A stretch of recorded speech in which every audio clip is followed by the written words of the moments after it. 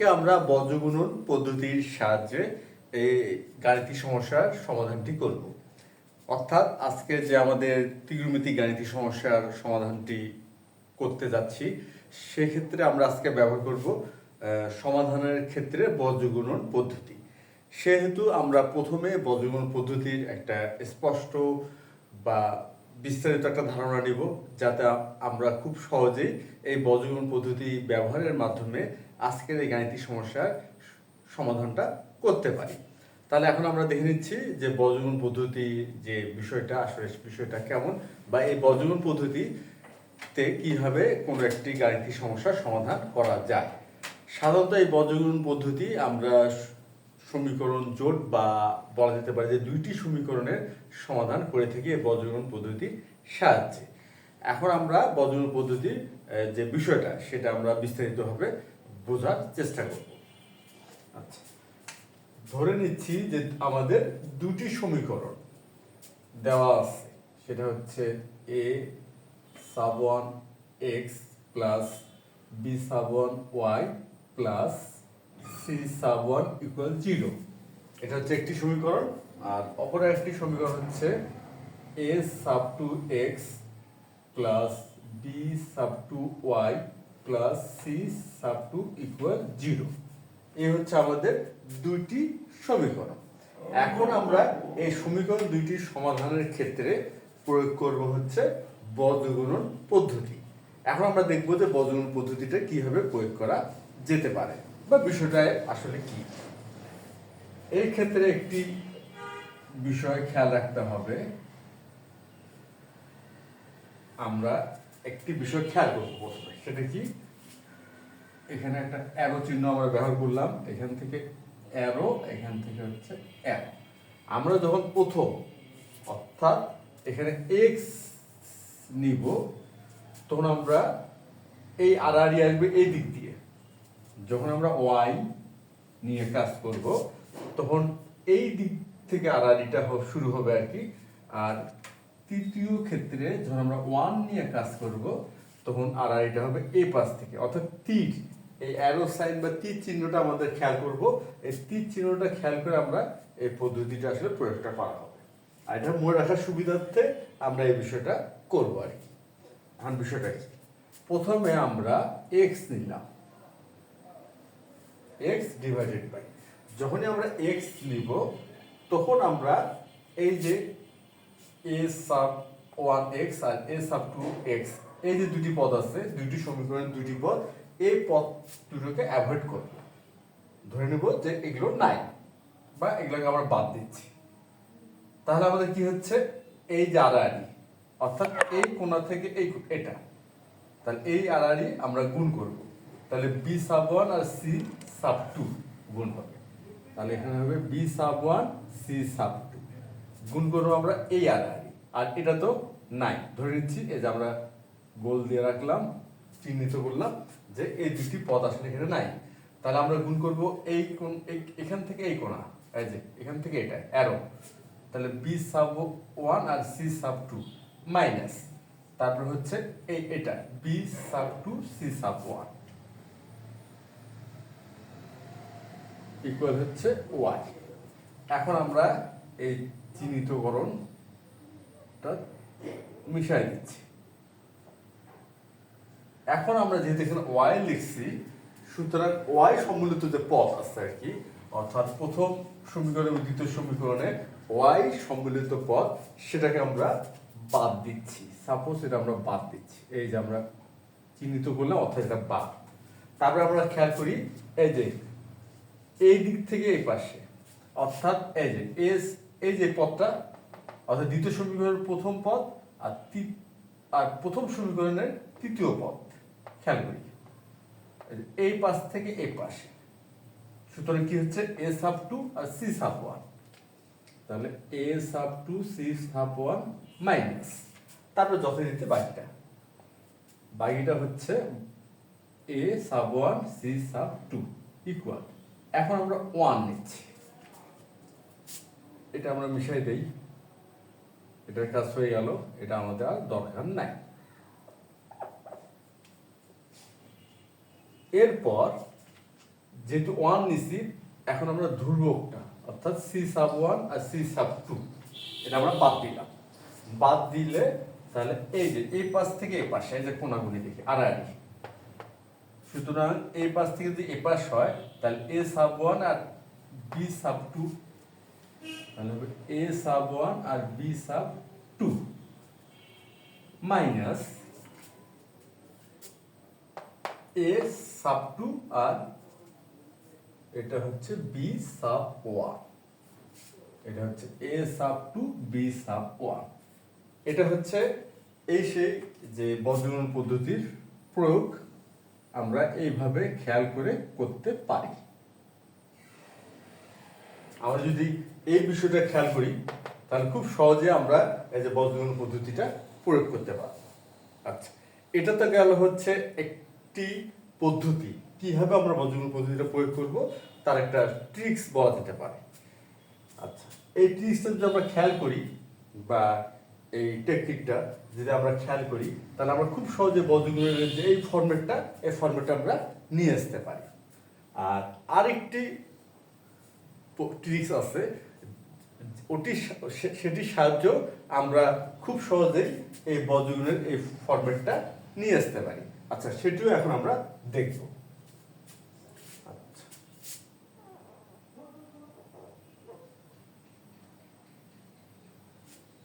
অর্থাৎ এখানে হচ্ছে ভিন্নভাবে, এখন আমরা এই বজ্রগুণনের পদ্ধতির এই ফরম্যাটটা নিয়ে আসবো, কিন্তু এখন নিয়ে আসবো ভিন্নভাবে, এইভাবে। আর সেটা কিভাবে? প্রথমে আমরা যে কাজটা করব যে এক্স ওয়াই আর ধ্রুবপদ, এক্স এর সব, ওয়াই এর সব আর ধ্রুবপদ আমরা লিখব প্রথম সমীকরণ এবং দ্বিতীয় সমীকরণে। তা লিখলাম। আচ্ছা, দ্বিতীয় সমীকরণটাও লিখি, তাহলে a⁻2 b⁻2 c⁻2। তারপর আমরা কি করব, a⁻1 আর b⁻1 আরেকবার লিখব, a⁻1 b⁻1।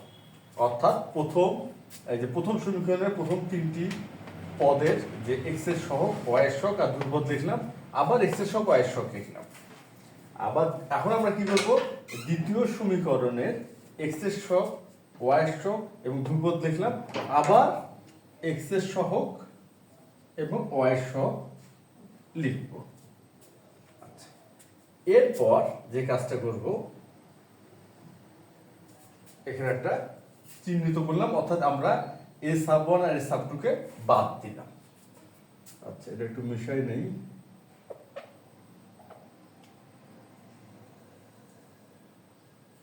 এটা আমরা বাদ দিলাম। তারপরে এখানে লিখলাম আমরা x, এখানে y আর এখানে হচ্ছে 1।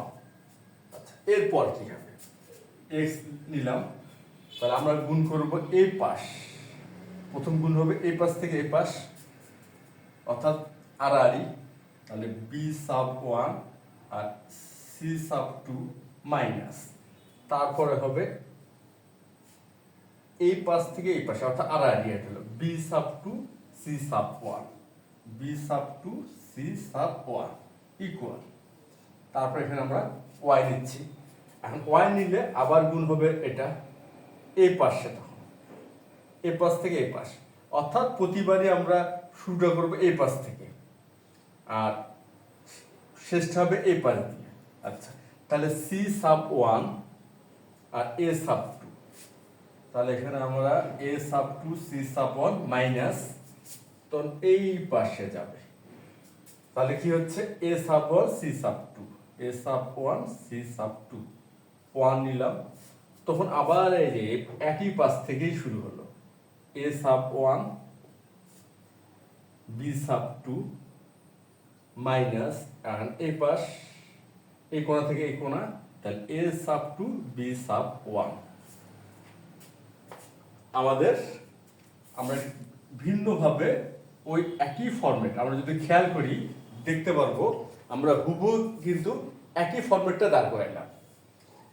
এই প্রথম ক্ষেত্রে আমরা ধারণাটা ব্যবহার করলাম, এই ধারণাটা, এই যে এখানে যে চিত্রের সাথে দেখানো হয়েছে, অনেকটা দয়ের মতো বলা যেতে পারে, যে এই ধারণাটা ব্যবহার করে আমরা এই ফর্মুলাটা দাঁড় করাইছি। আর দ্বিতীয় ক্ষেত্রে আমরা এই যে এই ধারণাটা ব্যবহার করলাম, অর্থাৎ অনেকটা নির্ণায়কের মতো আর কি, দেখতে নির্ণায়কের মতোই লাগতেছে। তা এই ধারণাটা ব্যবহার করলাম, করে এই হুবহু একই ফরম্যাট কিন্তু এখানে দাঁড় করাইলাম। অর্থাৎ বলা যেতে পারে এই ভিন্ন ভিন্ন দুইটি ট্রিক্স যদি আমরা খেয়াল করি, বা যে ট্রিক্সটা আমাদের কাছে বেশি সহজ মনে হবে সেটা যদি আমরা ব্যবহার করতে পারি, তাহলে খুব সহজে এই বজ্রগুণন পদ্ধতিটা আমরা ব্যবহার করতে পারবো। মনে হয় না যে আমরা যদি যে কোনো একটি খেয়াল রাখতে পারি তাহলে খুব সহজেই আমরা এই বজ্রগুণন পদ্ধতি ব্যবহার করব বা করতে পারবো, এটা নিশ্চয় বোঝা গেল। এখন আমরা কি করব, এটার যে কোনো একটি ট্রিক্স বা টেকনিক ব্যবহারের মাধ্যমে আমরা আজকের বজ্রগুণন পদ্ধতিটা প্রয়োগ করব। আর এই বজ্রগুণন পদ্ধতি প্রয়োগ করে এই গাণিতিক সমস্যাটি সমাধান করব। আর প্রাসঙ্গিকভাবে ত্রিকোণমিতিক যে সূত্র বা অনুসিদ্ধান্তগুলো আছে সেটা তো আমরা ব্যবহার করবই। আর আজকে যে কাজটা করব, আমরা প্রথমে বজ্রগুণন পদ্ধতির এই প্রয়োগটা করব, করার পর আমরা যে ত্রিকোণমিতিক সূত্র বা অনুসিদ্ধান্ত যেগুলো ব্যবহার করব, এর পরবর্তীতে সেগুলো আমরা যখন আমরা ব্যবহার করবো আর কি, তখন আমরা পাশাপাশি এগুলো আলোচনা বা দেখবো যে আসলে ওগুলো সমান কি হয়, আর তারপর আমরা সমাধানটা করবো আর কি। তাহলে এখন আমরা সমাধানটা শুরু করতে পারি। তাহলে প্রথমে আমরা তাহলে দেখে নিচ্ছি যে আজকের আমাদের গাণিতিক সমস্যাটি কি ধরনের। এখানে দেওয়া আছে x cos a plus y sin a equal k equal x cos b plus y sin b হলে দেখাও যে x divided by cos a plus b divided by 2 equal y divided by sin a plus b divided by 2 equal k divided by cos a minus b divided by 2। এখন আমরা সমাধানটা শুরু করতে পারি। এখন সমাধানটা আমরা কিভাবে শুরু করব, এখানে আমরা খেয়াল করি যে x cos a plus y sin a equal k, তাহলে এখান থেকে আমরা একটি কিন্তু সম্পর্ক দাঁড় করাতে পারি। আবার এটাও তো পারি k সমান সমান x cos b plus y sin b, অর্থাৎ এখানে আমরা এভাবে প্রয়োগ করতে পারি যে এখানে আমরা এভাবে লিখতে পারবো না যে x cos a plus y sin a equal হচ্ছে k, এবং x cos b plus y sin b equal হচ্ছে k। আমরা কিন্তু এভাবে লিখতে পারি। কেন? এই জন্য লিখতে পারি যে x cos a plus y sin a সমান সমান k, আবার k সমান সমান x cos b plus y sin b। যেহেতু বিষয়টা কি এমন না যে a সমান সমান b সমান সমান c, সুতরাং আমরা তো লিখতে পারি a সমান সমান b আর b সমান সমান c, বা c সমান b লিখতে পারি। আমরা ঠিক এই ধারণাটা এখানে ব্যবহার করলাম। সুতরাং আমরা এখন যে কাজটা করব সেটা হচ্ছে এমন, এই কে এর সাইড চেঞ্জ করব। সুতরাং তাহলে আমাদের কি হচ্ছে x cos a plus y sin a, এখানে প্লাস দিলাম, ব্র্যাকেটে একটা মাইনাস দিলাম, মাইনাস কে ইকুয়াল 0। আমরা কে সাইড চেঞ্জ করে পাশে নিয়ে আসলাম। আর এই যে আমাদের যে সমীকরণ দুটি ব্যবহার করে আমরা এই বজ্রগুণের ফরম্যাটটা দাঁড় করাইলাম, তার সাথে তুলনা করে বা তার মতো মানে সদিশ টাইপ আর কি, বা একই রকম ফরম্যাটটা আমরা নিয়ে আসলাম। কারণ এখানে হচ্ছে x সম্বলিত পদ, y সম্বলিত পদ, এটা হচ্ছে ধ্রুব পদ। এই ফরম্যাটটা কিন্তু এমনই ছিল, আমরা ওই ফরম্যাটটা নিয়ে আসলাম। আর দ্বিতীয় সমীকরণের ক্ষেত্রেও ঠিক একই কাজই করবো, অর্থাৎ x cos b plus y sin b plus এই যে মাইনাস k ইকুয়াল হচ্ছে 0। এখন আমরা দুটি সমীকরণ কিন্তু পেলাম, যে সমীকরণ দুটিতে আমরা এখন এই বজ্রগুণন পদ্ধতি প্রয়োগ করব। এখন বজ্র গুণন পদ্ধতি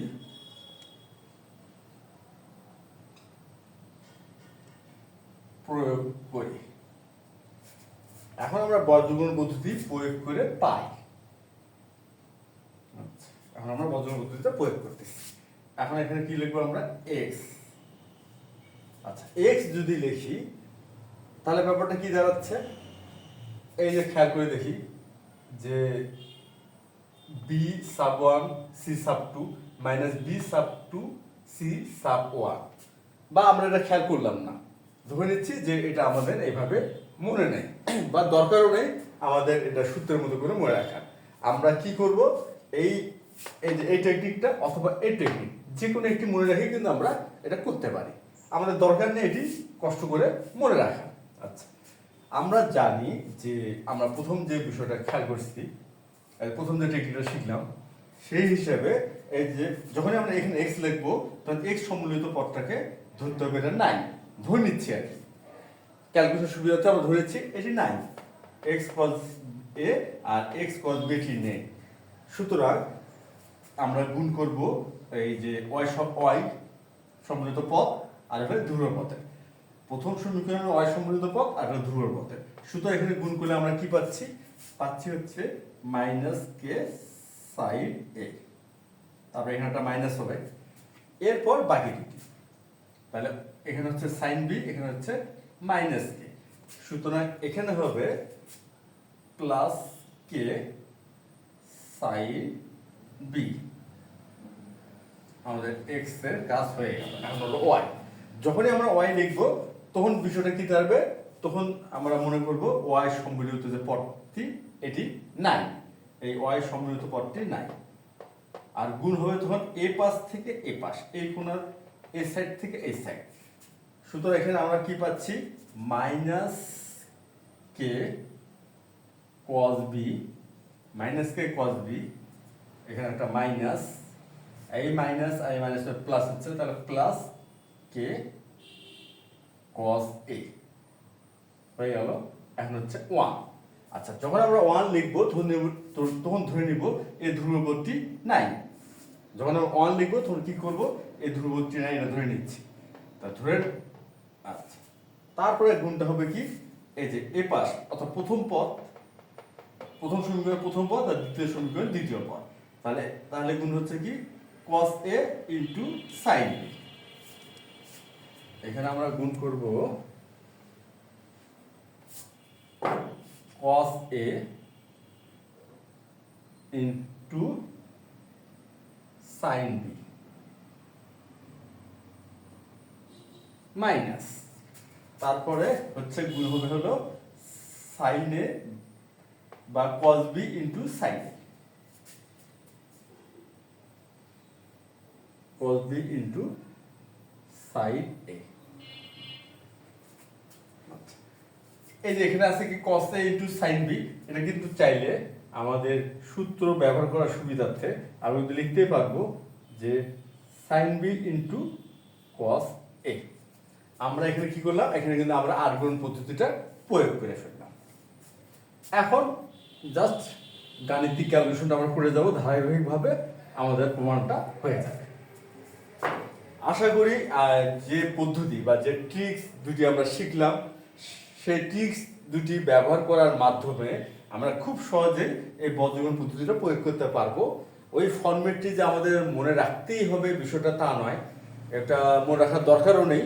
আমরা শুধুমাত্র যে টেকনিক দুটি দেখলাম ওই টেকনিক দুটি যে কোনো একটি ব্যবহার করলে আমরা কিন্তু এই ফরম্যাটটা পেয়ে যাচ্ছি। আচ্ছা, এখন হচ্ছে বা, এখানে কি আছে? এখানে আছে x, তাহলে x লিখলাম। আচ্ছা, এখানে কি আছে? -k আছে, আমরা এখানে -k আর এখানে আছে +k। আচ্ছা, এখানে আমরা কি করব? -k কমন নিব, তাহলে এখানে যে -k কমন নেই আমরা কি পাচ্ছি? আমরা পাচ্ছি এখানে sin a minus sin b equal, এখন হচ্ছে y। এই ক্ষেত্রে আমরা কি করব? -k কমন নেই। এখানে যদি আমরা -k কমন নেই আমরা কি পাচ্ছি? পাচ্ছি হচ্ছে cos b minus cos a। Equal এখানে তো হলো 1। আর এখানে আমরা একটা বিষয় খেয়াল করি, এখানে মনে হয় আমাদের একটি সূত্রের ফরম্যাট চলে আসছে। আচ্ছা দেখি কি ফরম্যাট। আমরা জানি যে sine A into cos B minus cos A into sine B সমান সমান লেখা যায় সাইন এ মাইনাস বি। এই যৌগিক যে ত্রিকোণমিতিক অনুপাতের এই সূত্রটি কিন্তু আমরা জানি, এবং এটা আমরা এই ত্রিকোণমিতিক গাণিতিক সমস্যা সমাধানে হরহামেশাই ব্যবহার করে থাকি। আচ্ছা তাই যদি হয় তাহলে এখন আমরা এটা খেয়াল করি, sine B into cos A minus cos B into sine A, এই ফর্মেটটি কি এই ফর্মেটের সাথে মিলে যাচ্ছে না? যদি মিলে যায় তাহলে এখানে কি পাবো আমরা? এখান থেকে লিখতে পারবো না সাইন বি মাইনাস এ, এখান থেকে এটা লেখা যাবে যে সাইন বি মাইনাস এ। যদি sine A into cos B minus cos A into sine B সমান সাইন এ মাইনাস বি হয়, তাহলে কেন এখানে সাইন বি মাইনাস এ লেখা যাবে না? অবশ্যই লেখা যাবে, কারণ এখানে sine B into cos A minus cos B into sine A, সুতরাং এখানে আমরা লিখতে পারবো সাইন বি মাইনাস এ। তাই আমরা এখানে লিখলাম সাইন বি মাইনাস এ। আমরা যৌগিক ত্রিকোণমিতিক অনুপাতের যে সূত্র সাইন এ মাইনাস বি সেটার সাথে কম্পেয়ার করে বা সেটার সাথে তুলনা করে আমরা এখানে কি পেলাম? সাইন বি মাইনাস এ।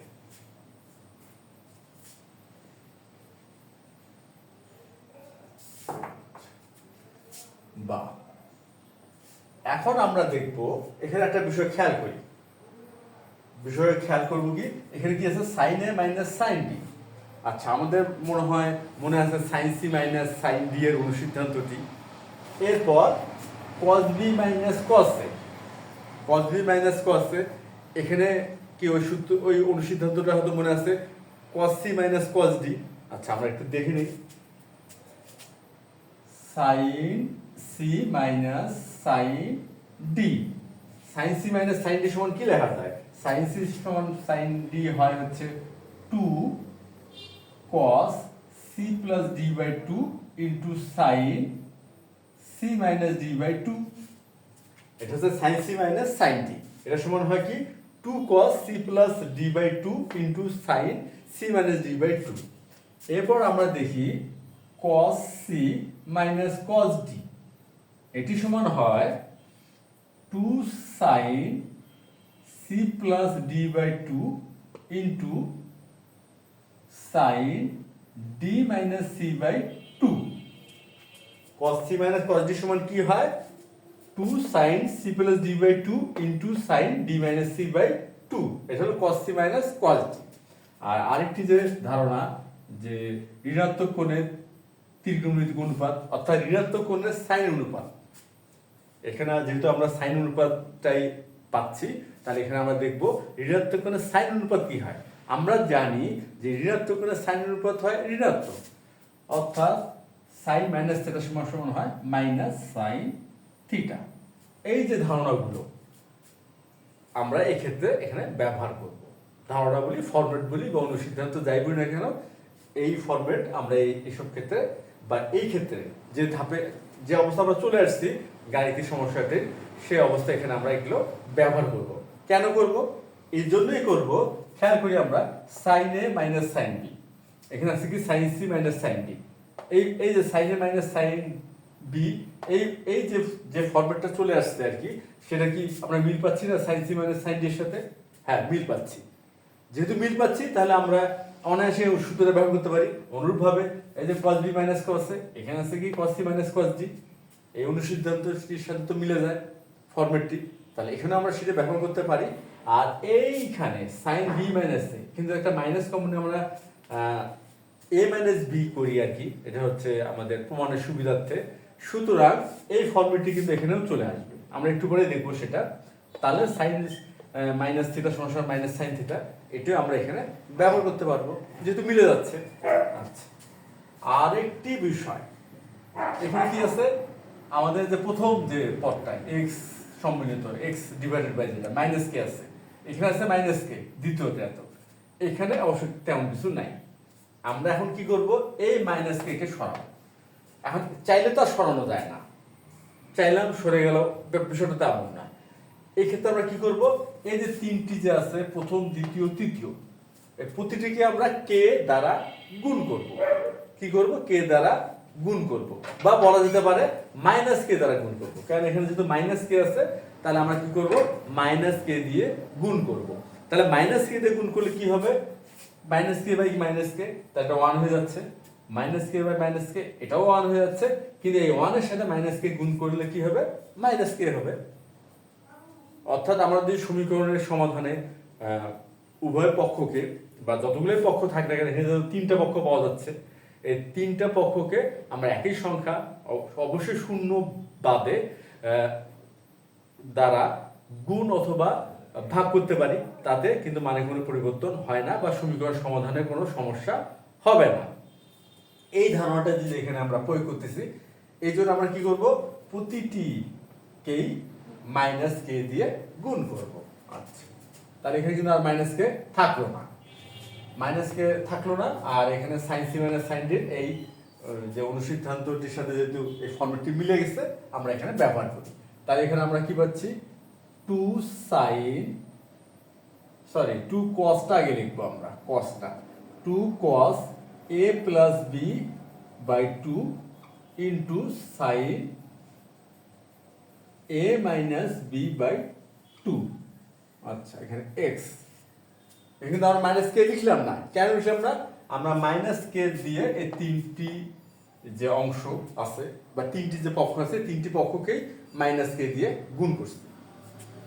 আচ্ছা, ইকুয়াল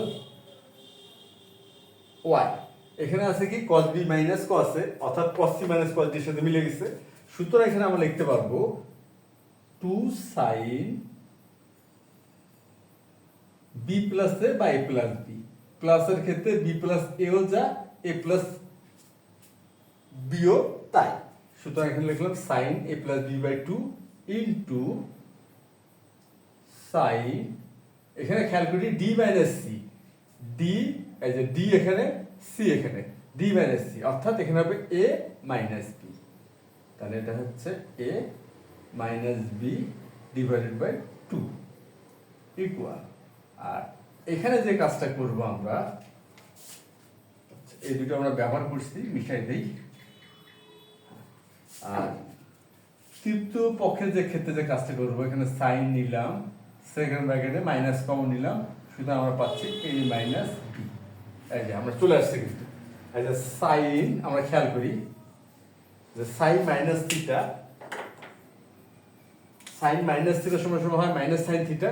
আর এখানে আমরা খেয়াল করি সাইন মাইনাস এ মাইনাস বি আছে, সুতরাং আমরা পরবর্তী ধাপে অবশ্যই লিখতে পারবো যে minus sine A minus B, এটা আমরা এখানে লিখতে পারবো।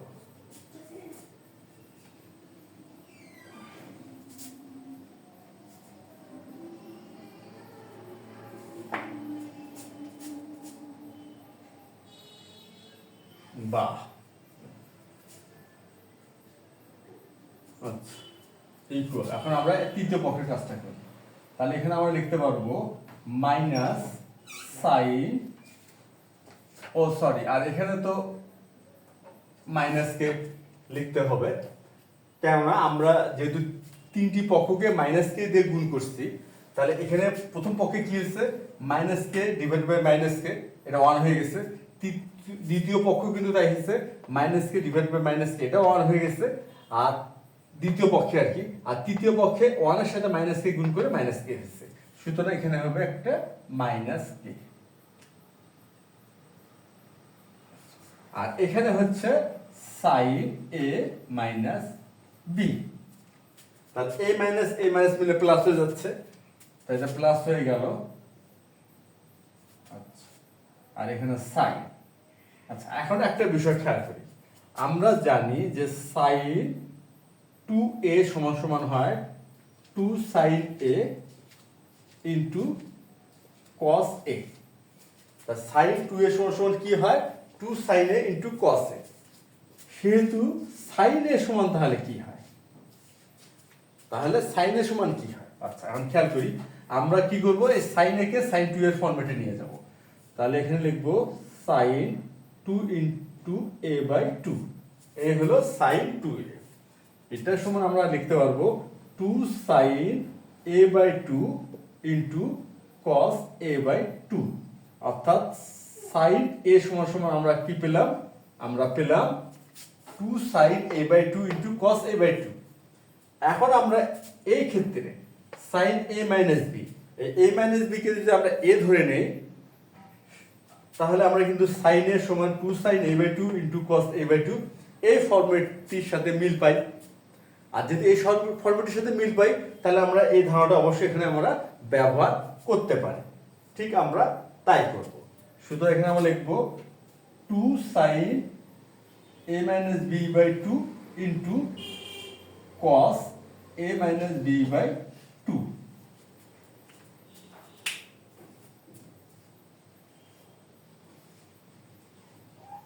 আচ্ছা, এখন আমরা খেয়াল করি আমাদের এই যে গাণিতিক যে ক্যালকুলেশন আমরা করে আসছি, আমরা যে ফরম্যাটটা পেলাম বা যে অবস্থায় চলে আসছি, এখন যদি আমরা একটা বিষয় খেয়াল করি যে এই যে প্রথম অংশে বা প্রথম পক্ষে এখানে 2 আছে, sine a minus b by 2 আছে, খেয়াল করি আছে। তারপরে দ্বিতীয় পক্ষে 2 আছে, আবার এখানেও sine a minus b by 2 আছে, এবং তৃতীয় পক্ষে এখানে 2 আছে, আবার sine a minus b by 2 আছে। অর্থাৎ এই তিনটি পক্ষে 2 sine a minus b by 2 ভাগ অবস্থায় আছে বা হরে আছে। এটা যদি আমরা ভগ্নাংশ ধরি তাহলে হরে আছে। যেহেতু তিনটি পক্ষে এই অংশটি আছে 2 sine a minus b divided by 2, তাহলে আমরা সমীকরণের সমাধান পদ্ধতি অনুযায়ী বা যেটাকে আমরা বলি ভাগের বর্জন বিধি, সেই অনুযায়ী কিন্তু আমরা এটাকে বাদ দিতে পারি।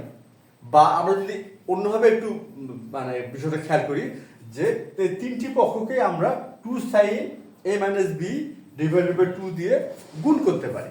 যদি গুণ করি, সুতরাং কি হবে, এই যে 2 sine a minus b by 2 এটি, আর এখানকার 2 sine a minus b by 2 ভাগ হবে, ভাগ হয়ে 1 হয়ে যাবে।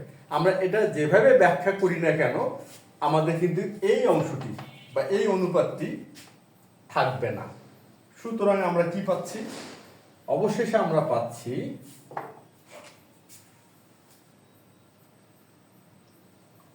সুতরাং আমরা এখানে পাবো কি যে x by sine a minus b by 2 equal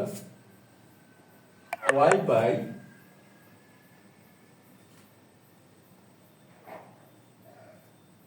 sorry এখানে একটা ভুল হচ্ছে, আমরা তো এটা বাদ দিচ্ছি। এখানে আমরা 2 sine a minus b by 2 এটাই তো এখানে বাদ যাচ্ছে।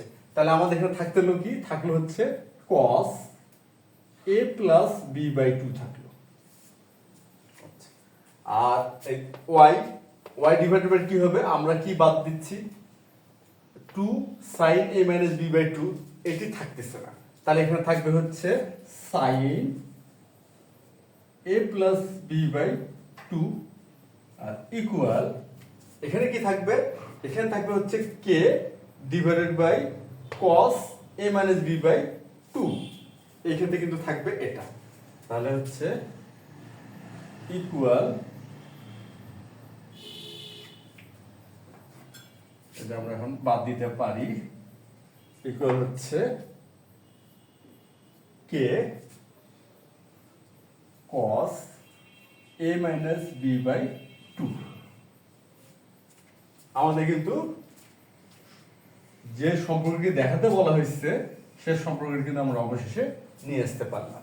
এখানে আমরা কি করলাম, বর্গমূল পদ্ধতি প্রয়োগ করলাম, তারপরে গাণিতিক ক্যালকুলেশনের যে স্বাভাবিক কিছু ধারণা সমীকরণ সমাধানের ক্ষেত্রে ব্যবহার করা হয় সেটিও ব্যবহার করা হলো, আর সেই সাথে ত্রিমিতিক যে সূত্র এবং অনুসিদ্ধান্ত আছে সেটিতেও ব্যবহার হলোই।